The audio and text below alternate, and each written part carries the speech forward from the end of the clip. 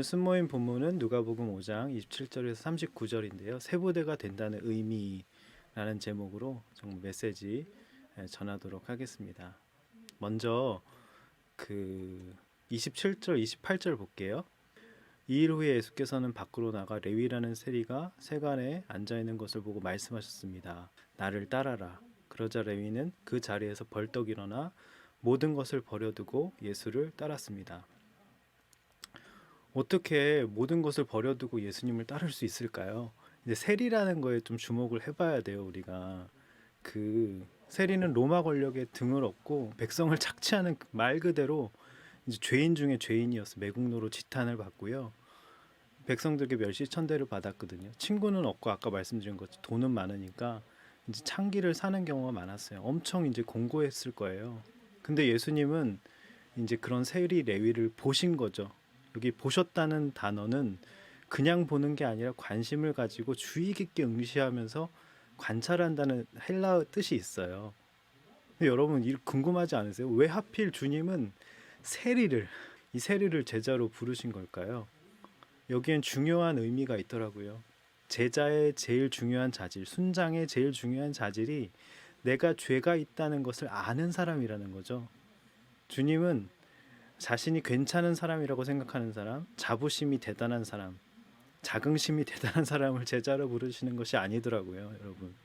레위처럼 죄의식을 느끼며 때로는 죄책감을 느끼며 공고함을 느끼는 그런 것들을 경험해 본 사람을 주님은 부르시더라고요.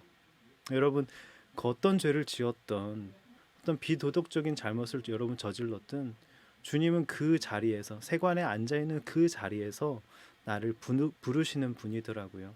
공고함은 어떤 의미에서 축복인 거예요. 그 공고함 때문에 주님을 만나게 되기 때문이죠. 여러분, 주님은 동일하게 오늘도 수치와 죄의식에 사로잡혀 공고함 가운데 앉아있는 나를 주님은 오늘 보고 계신다고 말씀을 하시네요. 주님이 나를 지금 관심 있게 보고 계신다고 하십니다. 나는 오늘 어떤 수치의 자리에 앉아 있습니까? 말할 수 없는 수치와 죄의식으로 그 앉은 자리에서 못 일어나고 있진 않는지 한번 생각해 보셨으면 좋겠습니다. 네, 29절 볼게요. 레위는 예수를 위해 자기 집에서 큰 잔치를 열었습니다. 많은 세리들과 다른 사람들이 그들과 함께 음식을 먹고 있었습니다. 저는 29절을 보면서 이런 생각을 했어요. 레위가 연 잔치에 어떤 부류가 가장 많이 왔을까? 세리죠. 여기 말씀에 세리라고 나오죠. 왜냐하면 놀던 부류가 세리였기 때문에. 그러니까 레위가 예수님을 만나 제자로 부름받고 삶이 변하니까 지금 자기 집에서 큰 잔치를 연 거예요. 그죠? 그 세리는 돈이 벌리는 자리였잖아요. 돈을 엄청 벌었을 거예요. 근데 허무했겠죠. 근데 주님을 만나니까 진짜 돈 벌기를 멈추고 세리를 그만두는 폐업 예배를 드린 거예요. 지금 많은 사람 앞에서 이전 삶을 청산할 것을 지금 선포한 것입니다. 근데 지금 이 잔치에 참여한 사람들 중 가장 많은 부류가 누구라 그랬죠? 세리라 그랬죠. 왜냐면 놀던 부류가 세리였으니까.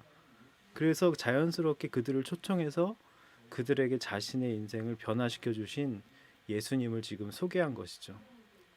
이 말씀을 이렇게 적용해 보면 좋겠어요. 내 옆에 놀던 부류, 나와 처지, 상황이 비슷한 사람들에게 예수님을 소개하는 것이 저는 최고의 전도라고, 관계 전도라고 생각을 하거든요. 그래서 우리 올 한 해 길 공동체에서 이렇게 나랑 비슷한 처지에 있는 사람들, 같이 놀던 부류에 있던 친구들, 그런 친구들을 한번 관계 전도로 주님께로 초청해 보면 어떨까 한번 생각을 해봤습니다.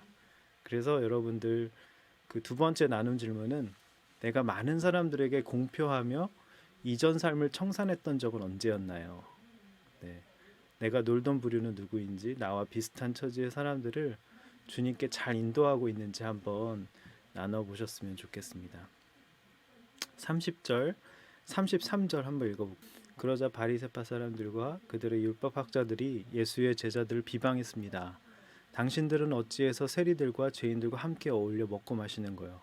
그들이 예수께 말했습니다. 요한의 제자들은 자주 금식하고 기도하며 바리새파 사람들의 제자들도 그렇습니다. 그러나 당신의 제자들은 항상 먹고 마십니다. 여기 이제 말씀을 보니까 바리새인들이 왜 이렇게 이제 비방을 하는 걸까요? 왜 이렇게 이제 비방을 입에 달고 사는 걸까요? 바리새인들은.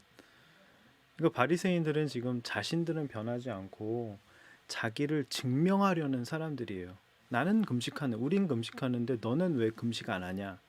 여러분, 자기가 옳다는 사람의 특징이 있지 않나요? 그러니까 다른 사람 못하는 것에 관심이 많아요. 나는 이거 하는데 너는 왜 안 하냐? 너는 왜 못하냐? 그러니까 너는 엉터리다. 지금 이 말을 하고 싶은 거죠. 왜 그런 줄 아세요? 전 생각해 보니까 자신이 없어서 그런 것 같아요. 그러니까 바리새인들은 자신이 없어서 남을 통해 자기를 정당화하는 거에 지금 목숨을 걸고 있는 거죠. 자기가 약하기 때문에 정죄와 비판이 나오는 겁니다. 여러분 한번 생각해 보셨으면 좋겠어요. 여러분 요즘 나는 뭐뭐 하는데 너는 못한다.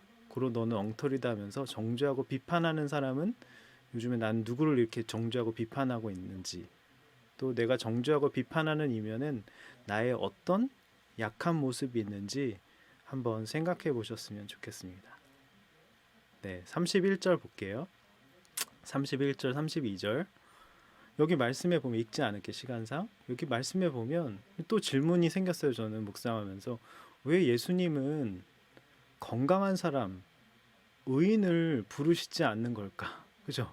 이왕이면 부르시려면 이런 사람들 불러가지고 쓰시면 훨씬 더 수월하실 텐데, 그죠? 이 땅에 건강한 사람, 의인을 부르시지 않고 죄인과 병든 사람을 부르러 왔다 그러시잖아요.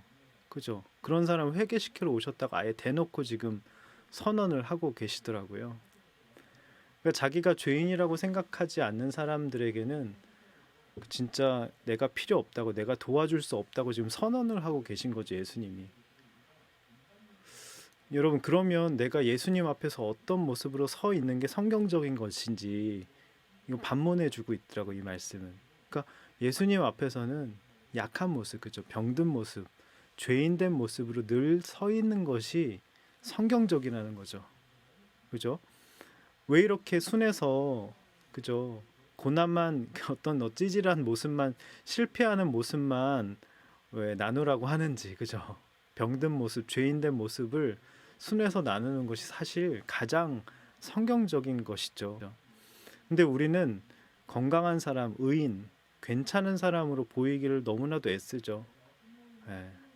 그게 우리의 아이러니예요. 그러니까 주님은 우리에게 어쩔 수 없이 여러 가지 실패와 고난을 주셔서 주님 할 수 없습니다. 제가 죄인입니다라고 고백하면서 나오게 하시려고 어쩔 수 없이 그런 상황으로 우리를 몰아가시는 것 같아요. 베드로도 그랬고 세리 레위도 그랬고요. 그것이 이제 주님의 사랑인 것이죠. 나눔 질문 네 번째입니다. 나는 오늘 주님 앞에 죄인의 모습, 병든 모습으로 서 있습니까? 괜찮은 사람, 의인, 건강한 사람으로 서 있습니까? 오늘 나는 어떤 부분이 병에 들었습니까? 여러 가지 이런 모습들 등등 한번 생각해 보셨으면 좋겠어요. 34절, 35절 보면 예수님이 신랑이라고 하는데 신랑도 보통 신랑이 아닌 거죠. 엄청난 분이시죠. 우리는 신부고요. 사실 우린 주님의 신부 될 자격이 없어요. 네, 이건 상상할 수 없는 은혜죠. 신부 될 자격이 없는데 상상할 수 없는 기쁨이죠. 요새 이제 청년들, 이제 자매들, 우리 딸들도 이 드라마 엄청 좋아하대. 그해 우리는, 여러분 아세요? 네, 드라마. 네. 최우식 팬이 엄청 많더라고요. 여러분도 좋아하세요, 최우식? 네, 왜 좋냐고 물어보니까 약간 살짝 맹한 듯 착하고 순진해 보여서 엄청 좋대요. 최우식과 비교도 안 되는 우리 예수님이 내 신랑인 거죠. 신랑으로 인한 기쁨, 감격, 은혜, 네, 엄청난 거죠. 그러니까 예수님이 오늘 나에게 이제 이렇게 물으시는 거죠. 네, 넌 신랑 만난 기쁨과 감격이 있느냐? 그러니까 사실 금식은 오늘 말씀해 보니까 신랑을 빼앗겼을 때 하는 거라고 오늘 말씀하고 있어요. 그러니까 예를 들어서 신앙생활 하는데 느낌이 없다, 말씀을 봐도 무덤덤하다, 간격이 없다, 그때가 바로 금식해야 될 때라는 거죠. 그죠? 그때 만약에 여러분 그런 상황이시면 몸부림쳐야 돼요. 그죠? 다윗도 그래서 금식하면서 시편 51편에 이렇게 고백한 거잖아요. 주님, 나를 쫓아내지 말아, 성령을 거두지 말아 달라고, 구원의 즐거움을 회복시켜 달라고, 자원하는 심령을 달라고. 그 빼앗긴 신랑을 다시 찾기 위해서 다윗이 금식하고 기도했던 거잖아요. 네. 나눔 질문 네, 5번째. 말씀을 봐도 요즘 무덤덤하고 간격이 없습니까? 예, 그러면 여러분 신랑을 빼앗기신 거예요. 그래서 지금이 바로 금식할 때예요. 네. 네, 36절, 37절, 38절, 39절 읽지는 않을게요. 시간상. 여기 보면 저희가 이제 이렇게 질문을 뽑아 봤는데요.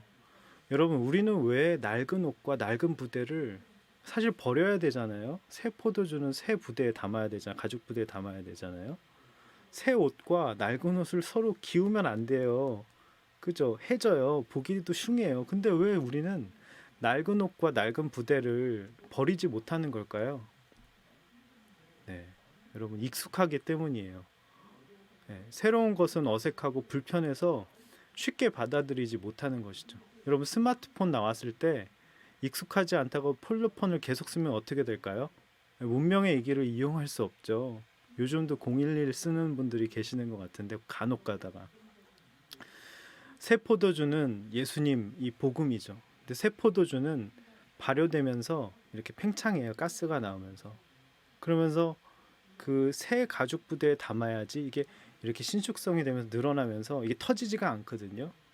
그러니까 새 포도주는 예수님 복음 이 복음의 엄청난 확장성, 역동성을 말하는 건데 근데 옛날 가죽 부대는 새 포도주를 담았을 때 늘어나지 않아서 신축성이 엎어서 펑 터져버려요. 그러니까 새 부대는 신축성이 있는데요. 스판같이 이렇게 늘어나는 유연하다는 거죠. 그래서 여러분 새 부대는 어떤 잘 유연하게 모든 상황을 대처하고 누구나 이렇게 수용하고 누구나 잘 영접하고 그죠? 그러니까 이제 어떤 면에서 변화에 대해서 굉장히 유연하게 대처하고 새로운 시도, 새로운 변화에 대해서 새로운 변화를 환영하고 이런 것 뜻하거든요. 그게 새 부대인 것 같아요. 그러니까 여러분 변화를 두려워하지 마시기 바랍니다. 마지막 나눔 질문을 좀 드려볼게요.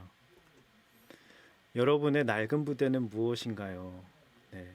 나만 아는 죄, 어두운 습관, 이런 삶에 찌들고 익숙해져 버려서 새로운 변화를 두려워하는 모습이 없는지 여러분 한번 생각해 보시면 좋겠습니다. 6가지 중에서 한두 가지 정도만 나눔을 해보시고 네, 정말 이렇게 풍성한 모임이 되셨으면 좋겠습니다.